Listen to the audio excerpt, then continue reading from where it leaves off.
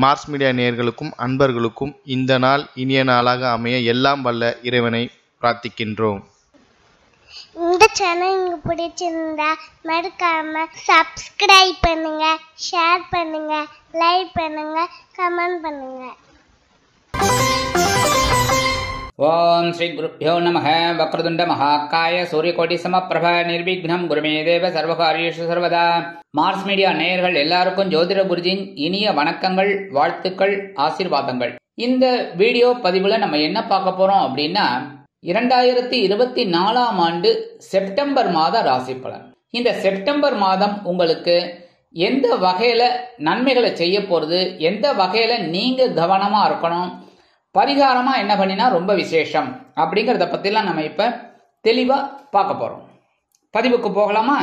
அதுக்கு முன்னாடி நம்ம சேனலை சப்ஸ்கிரைப் பண்ணின அனைத்து இனிய நெஞ்சங்களுக்கும் நல்வாழ்த்துக்கள். அதே சமயம் சப்ஸ்கிரைப் பண்ணல அப்படின்னா பண்ணிக்கோங்க. அப்பதான் நாங்க போடுற வீடியோ பதிவுகள் உங்களுக்கு உடனுக்குடனே கிடைக்கும். அதன் மூலம் சில பரிகாரங்களை செய்யறதுனால நமக்கு வர பிரச்சனைகளை கொஞ்சம் குறைச்சிக்கலாம். அதே சமயம் ஒவ்வொரு ராசிகளுக்கும் கர்ம பலன்கள் எப்படி, அதை எப்படி சரி செய்வது அப்படிங்கறத பத்தியெல்லாம் ஒரு வீடியோ பதிவு கூடிய விரைவில் உங்களுக்கு வரும். அதை பார்த்து நீங்க தெரிஞ்சுக்கிட்டு அவங்கவங்க கர்ம பலனை குறைச்சிக்கணும், நல்லது நடக்கணும் எல்லாருக்குமே. அதுக்காக தான் நாங்க நிறைய பதிவுகளை போட்டுக்கிட்டு இருக்கோம். இதெல்லாம் நீங்க பார்க்கணும், ஸ்கிப் பண்ணாம ஃபுல்லா பார்த்துட்டு லைக் பண்ணணும், கமெண்ட் பண்ணணும். சரியா? இப்ப இந்த பதிவுக்கு போகலாமா? வாருங்கள் நேயர்களே. எனதுரிமை விருச்சிக ராசி நேயர்களே, இந்த பதிவுல நம்ம என்ன பார்க்க போறோம் அப்படின்னா 2024 ஆண்டு செப்டம்பர் மாத ராசி பலன். இந்த செப்டம்பர் மாசத்துல உங்களுக்கு எப்படிப்பட்ட அற்புதமான மாற்றங்கள் நிகழப் போறது, இல்ல நீங்க தைரியமா கவனமா இருக்கணுமா அப்படிங்கறத பத்தியெல்லாம் நம்ம இப்ப தெளிவா பார்க்க போறோம். இந்த விருச்சிக ராசி அப்படின்னாலே விசாகம் 4ஆம் பாதம், அனுஷம் மற்றும் கேட்டை இந்த நட்சத்திரங்கள் அடங்கிய குரூப் விருச்சிக ராசி. இந்த விருச்சிக ராசிக்கு ராசிநாதன் பார்த்தீங்கன்னா செவ்வாய், அதிபதி முருகன். ஆக இந்த விருச்சிகராசி அன்பர்கள் எல்லாருமே பார்த்தீங்கன்னா உணர்ச்சி வசப்படக்கூடியவர்கள். சட்டுன்னு உணர்ச்சி வசப்பட்டுருவீங்க. அதுல விசாகம் மட்டும் கொஞ்சம் இன்னும் கூடுதலாகவே இருக்கும். அதுவும் விருச்சிகராசியை சேர்ந்த விசாகம் இன்னும் கொஞ்சம் கூடுதலாகவே இருக்கும். அனுஷம் யோசிச்சு கோவப்படும், கேட்டை கொஞ்சம் யோசிக்கும், அதுக்கப்புறம் டபால். ஆக இந்த விஷயத்துல கோபம் ஜாஸ்தியா இருக்கும். ஆனா கோபம் இருக்கிற இடத்துல தான் குணமும் இருக்கும். அதனால இவங்க குணவான்கள் வேற. நிறைய பேருக்கு நல்லது பண்ணணும்னு நினைக்கிறவங்க மனசார. சரியா? அந்த வகையில இந்த மாசம் கிரகநிலைகள் அப்படின்னு பார்த்தீங்கன்னா உங்கள் ராசிநாதனும் பகைரோட ரோகாதிபதியான செவ்வாய் பகவான் அஷ்டம ராசியில இருக்கார். 8ஆம் இடம் மறைவு ஸ்தானம் அப்படின்னாலும் கொஞ்சம் டென்ஷன் தான் இருக்குங்க. உடல் ஆரோக்கியத்துல, மனசுல, அதேமாரி நீங்க எடுக்கிற காரியங்கள்ல இதெல்லாம் இருக்கும். அதேமாரி உடன் பிறந்த சகோதர சகோதரிகள் மூலமா கொஞ்சம் பிரச்சனைகள், எடுக்கிற காரியங்கள், மற்றபடி இந்த குடும்பத்திலையும் கணவன் மனைவி உறவு, உத்தியோகம், தொழில் வியாபாரம் எல்லாத்துலேயுமே கொஞ்சம் நீங்கள் அக்கறையோடு இருக்கிறது நல்லது. பேசுகிற வார்த்தைகளில் கவனமாக இருக்கணும். அதேமாரி வாகன பயணங்கள்லையும் கவனமாக இருக்கணும். ஏன்னா அடிக்கடி படுறதுக்கு வாய்ப்புகள் இருக்குது. சில பேருக்கு பார்த்தீங்கன்னா எதிர்பாராத அதிர்ஷ்டமும் கிடைக்கிறதுக்கு வாய்ப்புகள் இருக்குது. வீடு, மனை, வாகனம் இதெல்லாம் வாங்கக்கூடிய ஒரு யோகமும் உண்டாகும். அதேமாதிரி சீருடை பணியாளர்களாகிய காவல், ராணுவம், தீயணைப்புத்துறை, மருத்துவத்துறையில் வேலை பார்க்கும் அன்பர்களுக்கு எதிர்பார்க்கும் இடமாற்றம், பதவி மாற்றம், பதவி உயர்வு, சம்பள உயர்வு அருமையாக வந்து சேர்வதற்கு வாய்ப்புகள் கூடி வரும். அடுத்தபடி 7, 12 குடை அதிபதி சுக்கிர பகவான், கலத்திராதிபதி, விரையாதிபதி எங்க இருக்காருன்னு பார்த்தீங்கன்னா லாபஸ்தானத்தில் நீச்சம். நீச்சம்னாலே பலம் இல்லை. அப்ப லாபம் எங்கிருந்து வரும் சொல்லுங்க?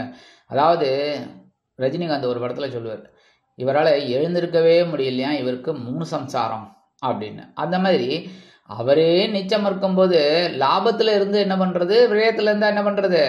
அதனால என்ன பண்ணணும் அப்படின்னா நம்ம எல்லா விஷயத்திலையும் கவனமா இருக்கணும்.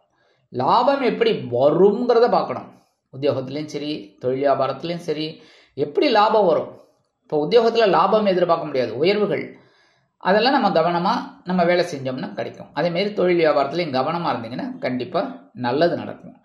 இந்த செலவுகள் விஷயத்துல ரொம்ப கண்ட்ரோல்டா இருக்கணும். சரியா?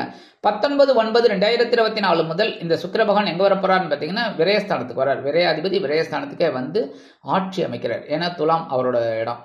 அப்ப செலவுகள் கண்ணாபின்னான்னு வரும். ஆனா சுபகாரிய செலவுகளா வரும், கவலைப்பட வேணாம். மருத்துவ செலவுகள் வராம பார்த்துக்கோங்க. சரியா உடம்பை பார்த்துக்கோங்க. முதல்ல வாழ்க்கை துணை மூலமா இருந்து வந்த குழப்பங்கள்லாம் கொஞ்சம் குறையும். எடுக்கிற காரியங்கள் திடீர்னு சில பேருக்கு புனித பயணங்கள் ஏற்படும். அதே மாதிரி வெளிநாடு போகக்கூடிய ஒரு வாய்ப்புகளும் உங்களை தேடி வரும். தொழில் வியாபாரத்தில் இந்த மாதிரிலாம் 7ஆம் பார்வையாக உங்களோட பகைருண ரோகஸ்தானத்தில் விழுது. அதனால் உத்தியோகத்தில் முன்னேற்றம் இருக்கும். நீங்கள் கடுமையாக பாடுபடக்கூடிய ஆசாமிகள் தான், இல்லைன்னு சொல்ல முடியாது. ஆக உங்களுக்கு உயர்வுகள் வரும். இந்த நேரத்தில் ஒரு வருமானம் வர்றதுனால கடன் சுமை குறையறதுக்கும் ஒரு வாய்ப்புகள் இருக்குது. அதெல்லாம் நீங்கள் எடுத்துக்கணும். செலவுகளை பண்ணாமல் கடன் அடைக்க பார்க்கணும், கடன் இருந்ததுன்னா. சரியா? அடுத்தபடியாக 8-11 கூடிய அதிபதி புதன். புத பகவான் உங்களுக்கு அஷ்டமாதிபதி, லாபாதிபதி. எங்கே இருக்காருன்னு பார்த்தீங்கன்னா ஜீவனஸ்தானத்தில் இருக்க. உத்தியோகத்தில் பரபரப்பாக ஒரு வேலை இருக்கும். அதாவது வேலை பலுன்னு சொல்லுவா பற்றியில்ல, அதெல்லாம் ஜாஸ்தியாக தான் இருக்கும். ஆனால் அழகாக செஞ்சுருவீங்க, இல்லைன்னுலாம் சொல்ல முடியாது.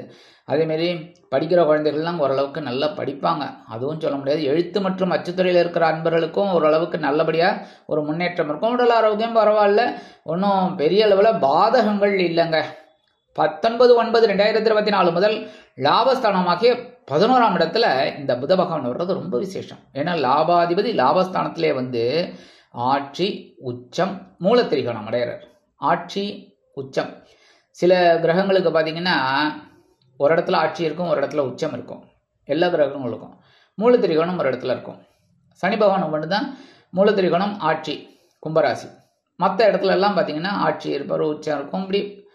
ஆனால் இந்த புத பகவானுக்கு மட்டும்தான் கன்னிராசியில் ஆட்சி உச்சம் மூலத்திரிகோணம். மூலத்திரிகோணம்னா என்னென்னா சூரிய பகவானுக்கு மிக அருகில் ஒளியை வாங்கிட்டு நல்ல பவர்ஃபுல்லாக இருக்க போகிறார். அப்போ அறிவு அதிகமாகும், அறிவு ஏராளம் ஏராளம் அந்த மாதிரி வரும்.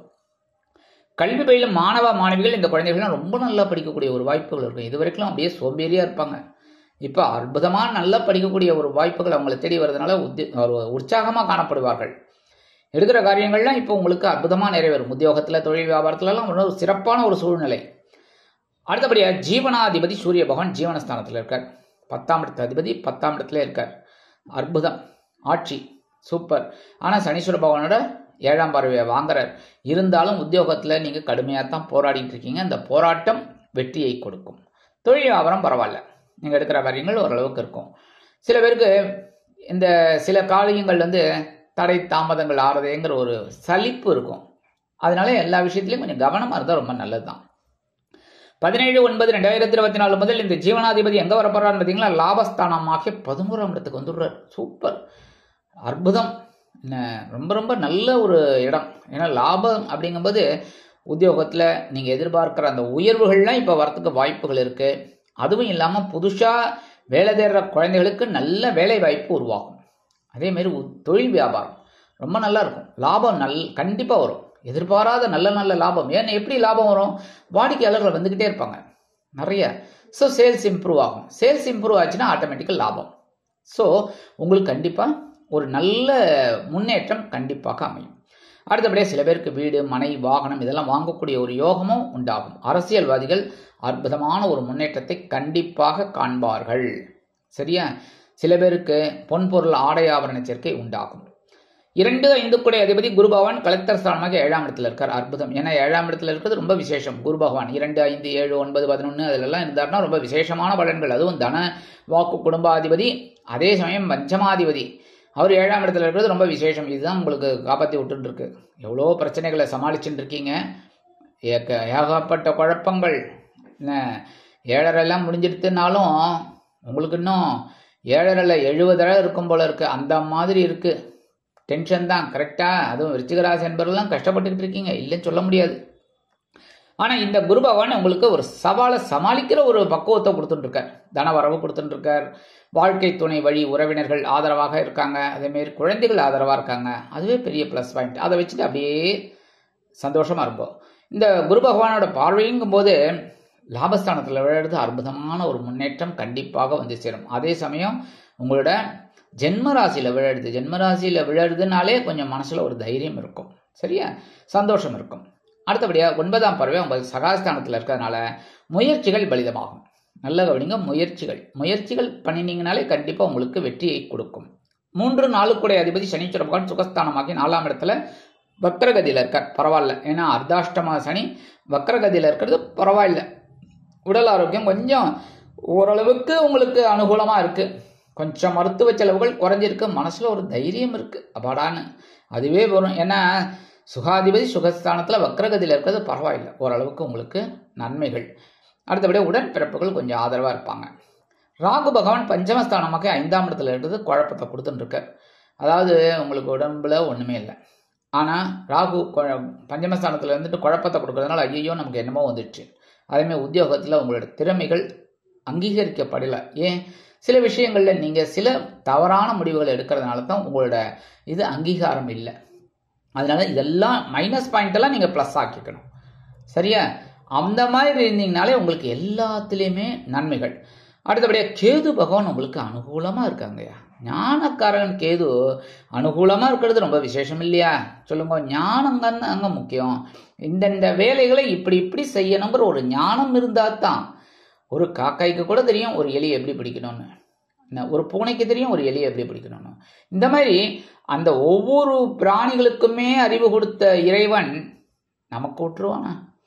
அந்த அறிவை யூஸ் பண்ணி நம்ம அந்த ஞானத்தை கொண்டு வந்து அதற்கேற்றபடி நாம் உழைத்தால் கண்டிப்பாக முன்னேற்றம். ஆக இந்த கேது பகவான் லாபஸ்தானத்தில் இருக்கிறது அற்புதமான ஒரு முன்னேற்றம். நீங்க ஆன்மீகத்தில் இருங்க, கண்டிப்பா உங்களுக்கு வெற்றி தான். ஒரு பிரச்சனைய தீர்வு கிடைக்கும், ஒவ்வொரு பிரச்சனைக்குமே தீர்வு கிடைக்கும், எடுக்கிற காரியங்கள் சிறப்பாக அமையும். அதேமாரி வெளிநாடு போய் படிக்கணும், வெளியூர் போய் படிக்கணும், இல்லை உத்தியோகம் பார்க்கணும்னு நினைக்கிற குழந்தைகள்லாம் தாராளமாக நீங்கள் முடிவு எடுக்கலாம். நல்லபடியான ஒரு இடமாற்றம் உங்களுக்கு அமையும். சரி, பரிகாரமாக என்ன பண்ணினா ரொம்ப ரொம்ப விசேஷம் அப்படின்னா கண்டிப்பாக எம்பெருமான் விநாயக பெருமானை வழிபாடு பண்ணுங்க. விநாயக பெருமான் தான் கேது. அப்போ உங்களுக்கு ஒரு ஞானம் கிடைக்கும். அடுத்தபடியாக முருகப்பெருமான், ஏன்னா செவ்வாய் பகவான் அஷ்டம ராசியில் இருக்கார். அஷ்டமம் அப்படின்னாலே கொஞ்சம் கஷ்டம். அதனால அந்த கஷ்டத்தை நிவர்த்தி பண்ணணும் அப்படின்னா எம்பெருமான் முருகப்பெருமான ஜோடியா வழிபாடு பண்ணணும். வள்ளி தேவசேனா சமேத எம்பெருமான் முருகப்பெருமான வழிபாடு பண்றது ரொம்ப விசேஷம். அறுபடை வீட்டில் ஒரு படைக்கு போயிட்டு வாங்கோ. சரியா? உங்களால முடிஞ்சது இல்லையா பக்கத்துல இருக்கிற கோயிலுக்கு போயிட்டு வாங்கோ. அதுவும் முடியலையா உங்க வீட்டில் இருக்கும், கண்டிப்பா உங்க மனசுலயே இருக்கார். ஓம் ஸ்ரீ சரவண பவாய நமக 108 தடவை சொல்லுங்க. சும்மா ஒரு தடவை சொல்லிட்டு 2 தடவை சொல்லிட்டு ஓடப்படாது. சரியா? மனசார சொல்லுங்க, உட்காந்து 108 தடவை ஓம் சரவண பவாய நமக சொல்லுங்க. கண்டிப்பா வெற்றிகள் உங்களுக்கு கிடைக்கும். அடுத்தபடியா துர்க்கை அம்மன், ஏன்னா ராகு பஞ்சமஸ்தானத்தில் இருக்கிறதுனால துர்க்கை அம்மனை வழிபாடு பண்றது ரொம்ப விசேஷம். துர்க்கையை வழிபாடு பண்ண மனசுல தைரியம் அதிகமாகும், நீங்க எடுக்கிற காரியங்கள் சிறப்பாக அமையும். ஆக இந்த சின்ன பரிகாரம் நீங்க பண்ணினாலே 2024ஆம் ஆண்டு செப்டம்பர் மாதம் ஒரு அற்புதமான ஏற்றம் தரும், மாற்றம் தரும், ஒரு விதமான முன்னேற்றத்தை கொடுக்கும் மாதமாக அமையும் என்று கூறி விடைபெறுகிறேன். நன்றி, வணக்கம். மீண்டும் ஒரு அருமையான பதிவில் நான் உங்களை மனமகிழ்ச்சியோடு சந்திக்கிறேன். வாழ்த்துக்கள். வாழ்க வளமுடன். இந்த சேனல் உங்களுக்கு பிடிச்சிருந்தா மறக்காம சப்ஸ்கிரைப் பண்ணுங்க, லைக் பண்ணுங்க, ஷேர் பண்ணுங்க.